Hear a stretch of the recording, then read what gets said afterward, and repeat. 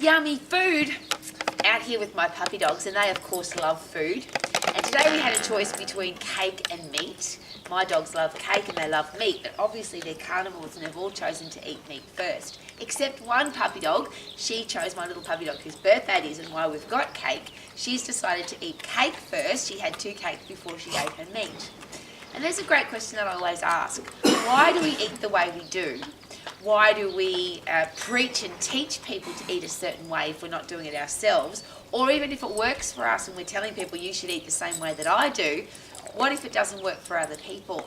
Because food's a very personal thing.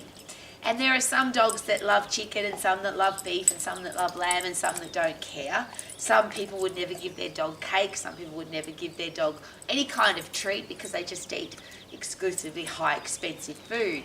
So it's a choice. We do it for our animals, we do it for ourselves. What are you going to do to make sure that you've got energy, enthusiasm, excitement for life, you perform at your best, you love what you see in the mirror, you're healthy, fit and strong? How do you fuel yourself to do that?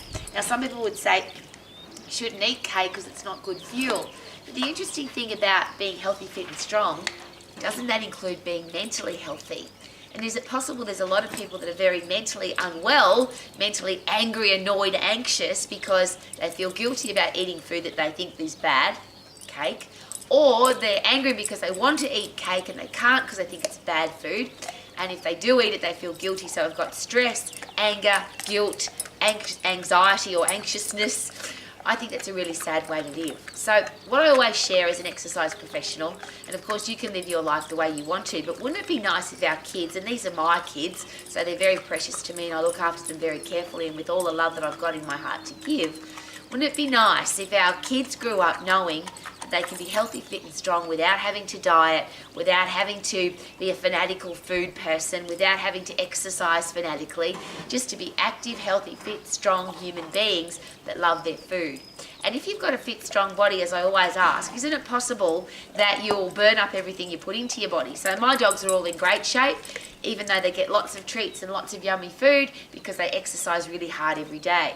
And that's what most dog trainers will tell you. Dogs need, above everything else, they need to be active, they need to exercise because then they can enjoy their food, then they enjoy their cuddles and probably don't need as much discipline because they're out exercising. Could that be the same with kids? Maybe they don't need so much discipline if they get tired from exercising. They get fit, they get strong, they get puffed. They do things that keep their body healthy, fit and strong, and then maybe our kids can love cake too without having to feel guilty about it or without having to be stressed about it. Wouldn't it be nice to live your life loving your food, loving your exercise, being healthy, fit and strong, having a stack of energy all day long, every day, performing at your best and living your life to the max? There's a great expression, have your cake and eat it too. What do you reckon, puppy dogs? Who wants some cake? Woo! Live your life to the max.